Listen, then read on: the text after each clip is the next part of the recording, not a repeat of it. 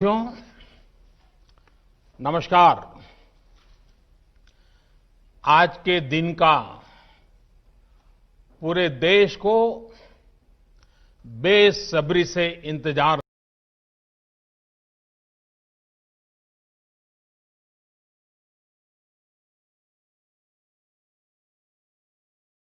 रहा है। कितने महीनों से देश के हर घर में बच्चे, बूढ़े, जवान सभी की जुबान पर यही सवाल था कि कोरोना की वैक्सीन कब आएगी। तो अब कोरोना की वैक्सीन आ गई है, बहुत कम समय में आ गई है। अब से कुछ ही मिनट बाद भारत में दुनिया का सबसे बड़ा टीकाकरण अभियान शुरू होने जा रहा है। मैं सभी देशवासियों को इसके लिए बहुत बहुत बधाई देता हूं। आज वो वैज्ञानिक, वैक्सीन रिसर्च से जुड़े अनेकों लोग विशेष रूप से प्रशंसा के हकदार हैं, जो बीते कई महीनों से कोरोना के खिलाफ वैक्सीन बनाने में जुटे थे, दिन रात जुटे थे। न उन्होंने त्योहार देखा है, न उन्होंने दिन देखा है, न उन्होंने रात देखी है। आमतौर पर एक वैक्सीन बनाने में बरसों लग जाते हैं, लेकिन इतने कम समय में एक नहीं, दो मेड इन इंडिया वैक्सीन तैयार हुई है। इतना ही नहीं, कई और वैक्सीन पर भी काम तेज गति से चल रहा है।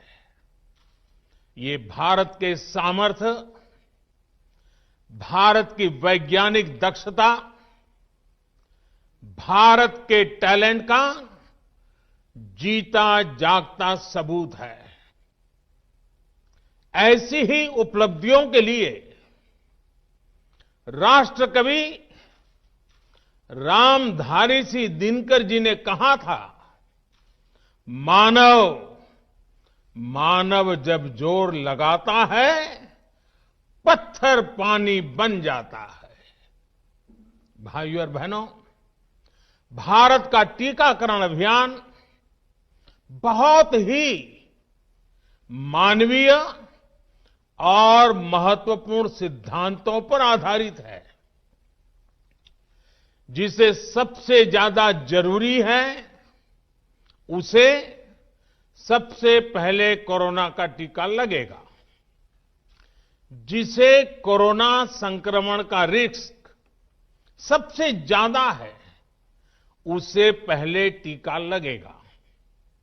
जो हमारे डॉक्टर्स हैं, नर्सेस हैं, अस्पताल में सफाई कर्मी हैं, मेडिकल, पैरामेडिकल स्टाफ हैं, वो कोरोना की वैक्सीन के सबसे पहले हकदार हैं।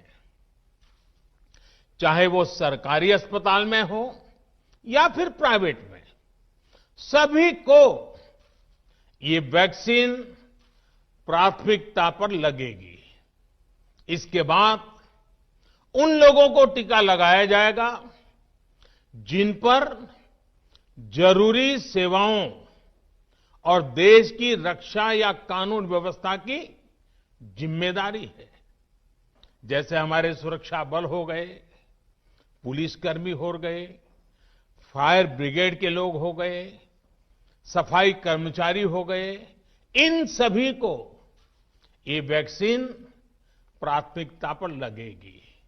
और मैंने जैसा पहले भी कहा है, इनकी संख्या करीब करीब 3 करोड़ होती है। इन सभी के वैक्सीनेशन का खर्च भारत सरकार द्वारा उठाया जाएगा। साथियों, इस टीकाकरण अभियान की पुख्ता तैयारियों के लिए राज्य सरकारों के सहयोग से देश के कोने-कोने में ट्रायल्स किए गए हैं, ड्राई रन्स हुए हैं। विशेष तौर पर बनाए गए कोविन डिजिटल प्लेटफॉर्म में टीकाकरण के लिए रजिस्ट्रेशन से लेकर ट्रैकिंग तक की व्यवस्था है। आपको पहला टीका लगने के बाद दूसरी डोज कब लगेगी, इसकी जानकारी भी आपके फोन पर दी जाएगी। और मैं सभी देशवासियों को ये बात फिर याद दिलाना चाहता हूं कि कोरोना वैक्सीन की 2 डोज लगनी बहुत जरूरी है। एक डोज ले लिया और फिर भूल गए, ऐसा गलती मत करना। और जैसा एक्सपर्ट्स कह रहे हैं, पहली और दूसरी डोज के बीच लगभग 1 महीने का अंतराल भी रखा जाएगा। आपको ये भी याद रखना है कि दूसरी डोज लगाने के 2 हफ्ते बाद ही आपके शरीर में कोरोना के विरुद्ध जरूरी शक्ति विकसित हो पाएगी। इसलिए टीका लगते ही आप असावधानी बरतने लगें, मास्क निकालकर रख दें, 2 गज की दूरी भूल जाएं, ये सब मत करिएगा। मैं प्रार्थना करता हूं, मत करिएगा। और मैं आपको एक और चीज बहुत आग्रह से कहना चाहता हूं। जिस तरह धैर्य के साथ आपने कोरोना का मुकाबला किया, वैसे ही धैर्य अब वैक्सीनेशन के समय भी दिखाना है। साथियों, इतिहास में इस प्रकार का और इतने बड़े स्तर का टीकाकरण अभियान पहले कभी नहीं चलाया गया है।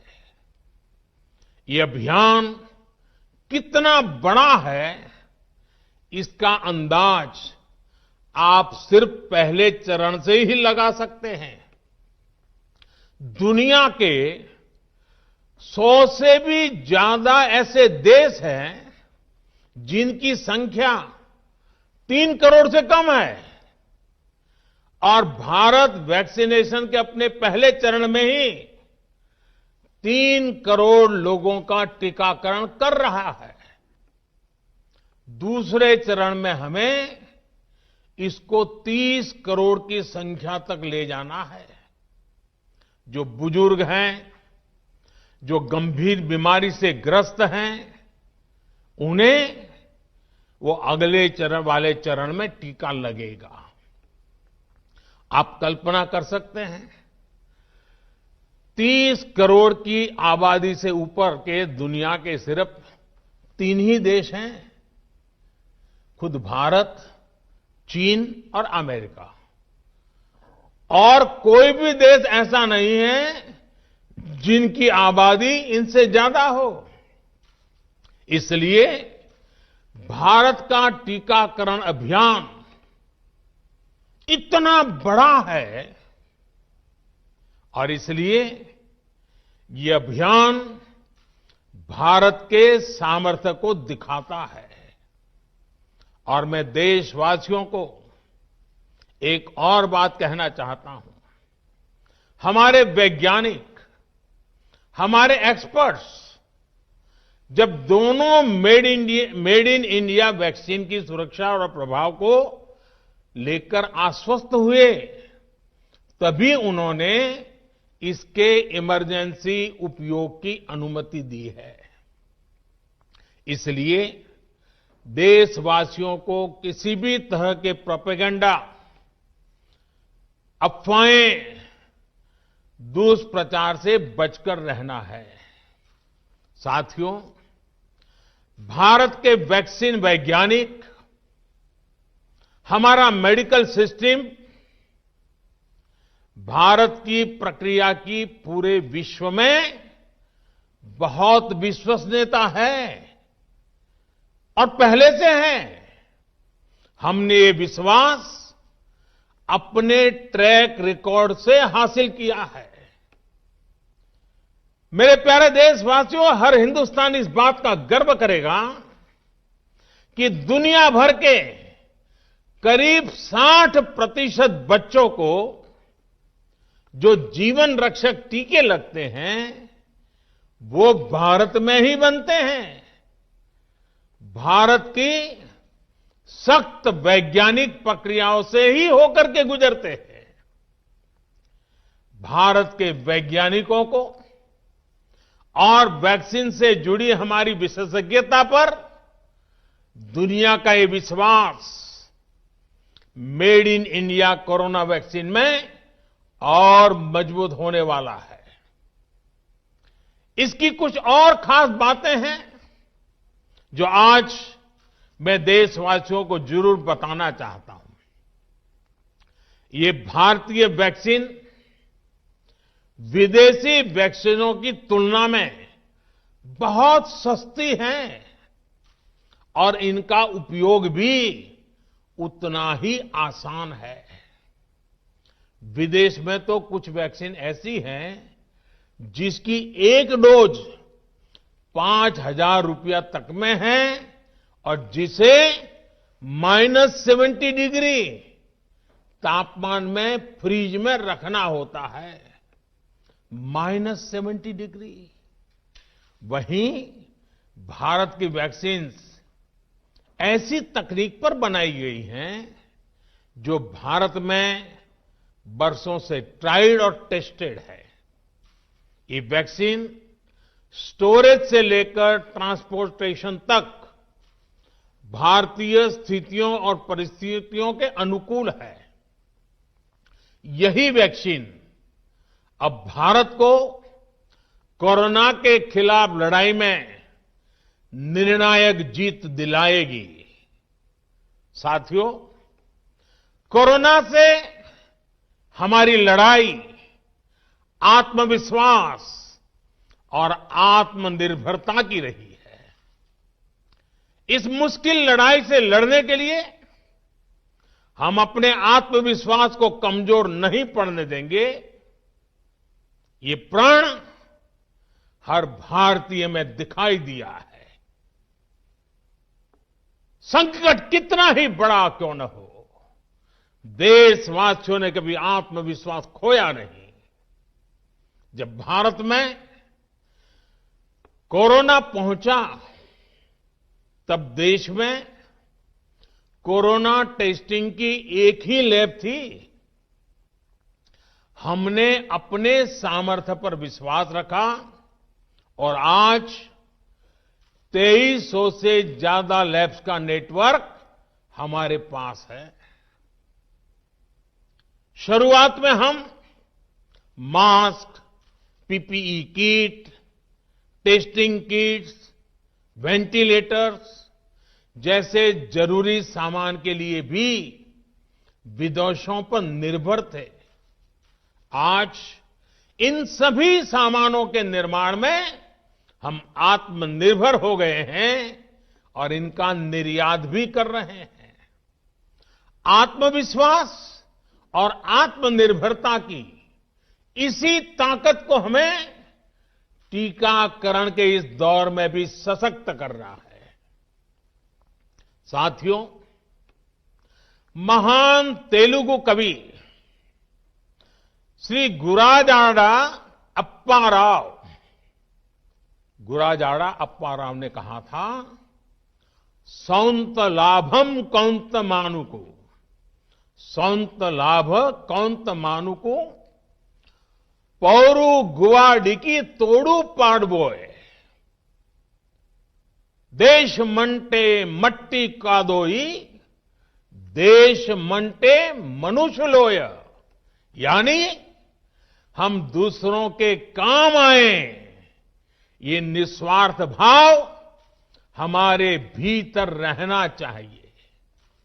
राष्ट्र सिर्फ मिट्टी, पानी, कंकड़, पत्थर से नहीं बनता, बल्कि राष्ट्र का अर्थ होता है हमारे लोग। कोरोना के विरुद्ध लड़ाई को संपूर्ण देश ने इसी भावना के साथ लड़ा है। आज जब हम बीते साल को देखते हैं तो एक व्यक्ति के रूप में, एक परिवार के रूप में, एक राष्ट्र के रूप में हमने बहुत कुछ सीखा है, बहुत कुछ देखा है, जाना है, समझा है। आज भारत जब अपना टीकाकरण अभियान शुरू कर रहा है तो मैं उन दिनों को भी याद कर रहा हूं। कोरोना संकट का वो दौर जब हर कोई चाहता था कि कुछ करें, लेकिन उसको उतने रास्ते नहीं सूझते थे। सामान्य तौर पर बीमारी में पूरा परिवार बीमार व्यक्ति की देखभाल के लिए जुट जाता है, लेकिन इस बीमारी ने तो बीमार को ही अकेला कर दिया। अनेकों जगह पर छोटे छोटे बीमार बच्चों को मां से दूर रहना पड़ा। मां परेशान रहती थी, मां रोती थी, लेकिन चाहकर भी कुछ कर नहीं पाती थी। बच्चे को अपनी गोद में नहीं ले पाती थी। कहीं बुजुर्ग पिता अस्पताल में अकेले अपनी बीमारी से संघर्ष करने को मजबूर थे। संतान चाहकर भी उसके पास नहीं जा पाती थी। जो हमें छोड़कर चले गए, उनको परंपरा के मुताबिक वो विदाई भी नहीं मिल सकी जिसके वो हकदार थे।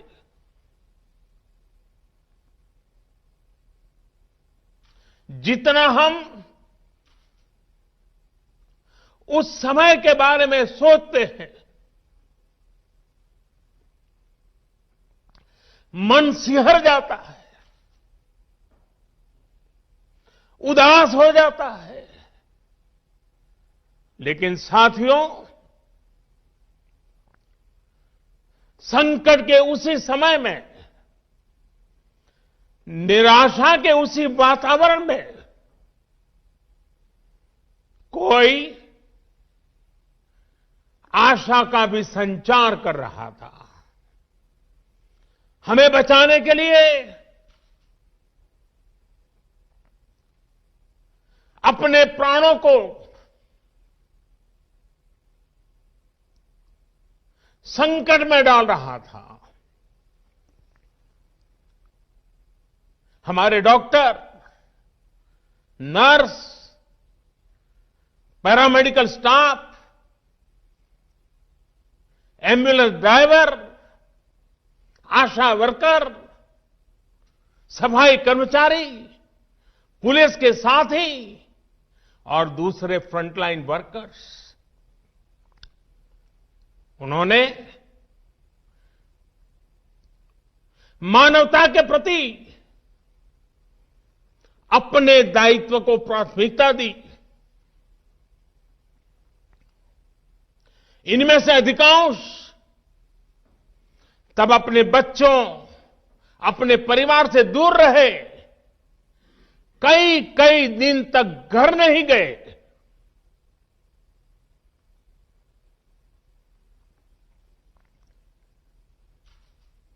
सैकड़ों साथी ऐसे भी हैं जो कभी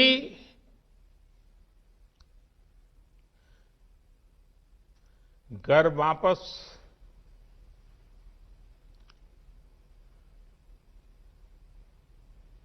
लौट ही नहीं आ पाए।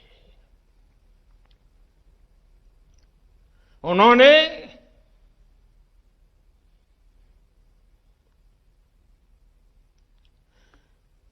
एक एक जीवन को बचाने के लिए अपना जीवन आहूत कर दिया। इसलिए आज कोरोना का पहला टीका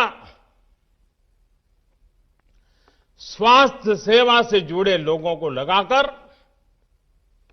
एक तरह से समाज अपना ऋण चुका रहा है। ये टीका उन सभी साथियों के प्रति कृतज्ञ राष्ट्र की आदरांजलि भी है। भाइयों और बहनों, मानव इतिहास में अनेक विपदाएं आई, महामारियां आई, भीषण युद्ध हुए, लेकिन कोरोना जैसी चुनौती की किसी ने कल्पना नहीं की थी। ये एक ऐसी महामारी थी जिसका अनुभव ना तो साइंस को था, ना ही सोसाइटी को था।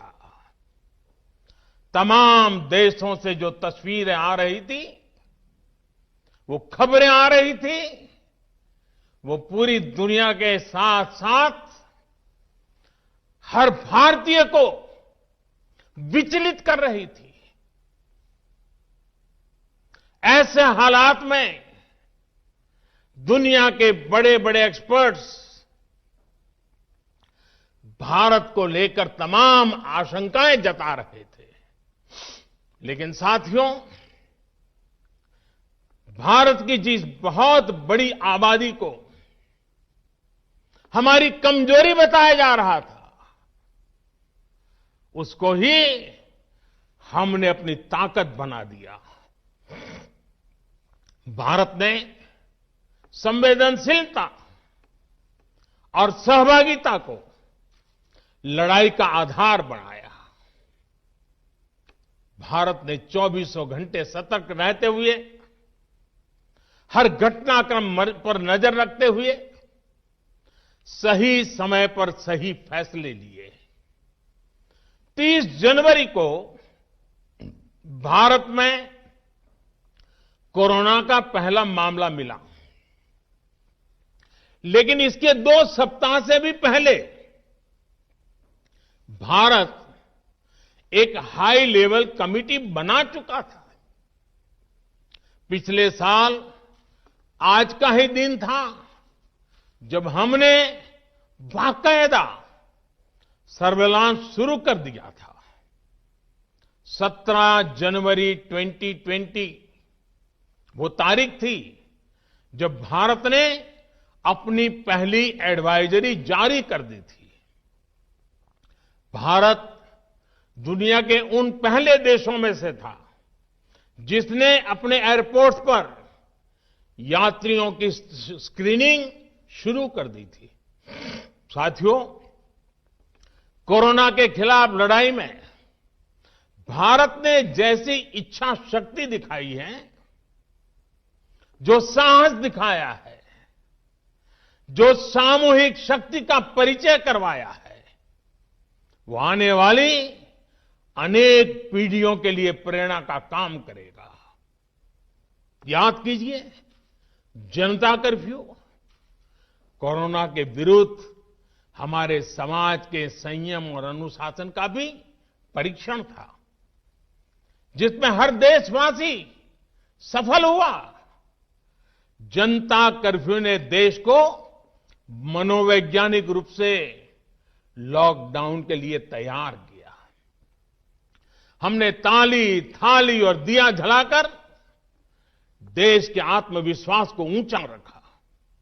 साथियों, कोरोना जैसे अनजान दुश्मन जिसके एक्शन रिएक्शन को बड़े बड़े सामर्थ्यवान देश नहीं भांप पा रहे थे, उसके संक्रमण को रोकने का सबसे प्रभावी तरीका ही यही था कि जो जहां है वो वहीं रहे। इसलिए देश में लॉकडाउन का फैसला भी किया गया। यह निर्णय आसान नहीं था। इतनी बड़ी आबादी को घर के अंदर रखना असंभव है, इसका हमें एहसास था। और यहां तो देश में सब कुछ बंद होने जा रहा था, लॉकडाउन होने जा रहा था। इसका लोगों की रोजी रोटी पर क्या प्रभाव पड़ेगा, अर्थव्यवस्था पर क्या प्रभाव पड़ेगा, इसका आकलन भी हमारे सामने था। लेकिन देश ने जान है तो जहान है के मंत्र पर चलते हुए प्रत्येक भारतीय का जीवन बचाने को सर्वोच्च प्राथमिकता दी। और हम सभी ने ये देखा है कि कैसे तुरंत ही पूरा देश, पूरा समाज इस भावना के साथ खड़ा हो गया। अनेकों बार छोटी छोटी लेकिन महत्वपूर्ण चीजों की जानकारी देने के लिए मैंने भी अनेक बार देशवासियों के साथ सीधा संवाद किया। एक तरफ जहां गरीबों को मुफ्त भोजन की व्यवस्था की गई, तो वहीं दूध, सब्जी, राशन, गैस, दवा ऐसी जरूरी चीजों की सुचारू आपूर्ति सुनिश्चित की गई। देश में व्यवस्थाएं ठीक से चलें, इसके लिए गृह मंत्रालय ने 24/7 कंट्रोल रूम शुरू किया, जिस पर हजारों कॉल्स का जवाब दिया गया, लोगों को समाधान दिया गया। साथियों, कोरोना के विरुद्ध इस लड़ाई में हमने कदम कदम पर दुनिया के सामने उदाहरण प्रस्तुत किया है। ऐसे समय में जब कुछ देशों ने अपने नागरिकों को चीन में बढ़ते कोरोना के बीच छोड़ दिया था, तब भारत चीन में फंसे हर भारतीय को वापस लेकर आया। और सिर्फ भारत के ही नहीं, हम कई दूसरे देशों के नागरिकों को भी वहां से वापस निकाल करके लाए। कोरोना काल में वंदे भारत मिशन के तहत 35 लाख से ज्यादा भारतीयों को विदेशों से भारत लाया गया। मुझे याद है, एक देश में जब भारतीयों को टेस्ट करने के लिए मशीनें कम पड़ रही थी, तो भारत ने पूरी टेस्टिंग लैब यहां से वहां भेज करके उसको वहां सजाया, लगाया, ताकि वहां से भारत आ रहे लोगों को टेस्टिंग की दिक्कत ना हो। साथियों, भारत ने इस महामारी से जिस प्रकार से मुकाबला किया, उसका लोहा आज पूरी दुनिया मान रही है। केंद्र और राज्य सरकारें, स्थानीय निकाय, हर सरकारी संस्थान, सामाजिक संस्थाएं कैसे एकजुट होकर बेहतर काम कर सकते हैं, ये उदाहरण भी भारत ने दुनिया के सामने रखा।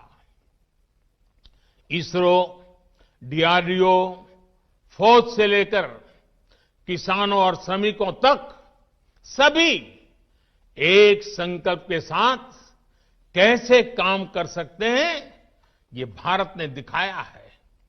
2 गज की दूरी और मास्क है जरूरी, उस पर फोकस करने वालों में भी भारत अग्रणी देशों में रहा।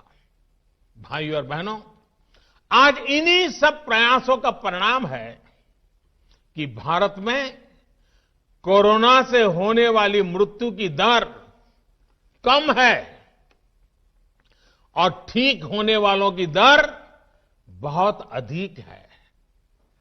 देश के कई जिले ऐसे हैं जहां एक भी व्यक्ति को हमें कोरोना की वजह से खोना नहीं पड़ा। इन जिलों में हर व्यक्ति कोरोना से ठीक होने के बाद अपने घर पहुंचा है।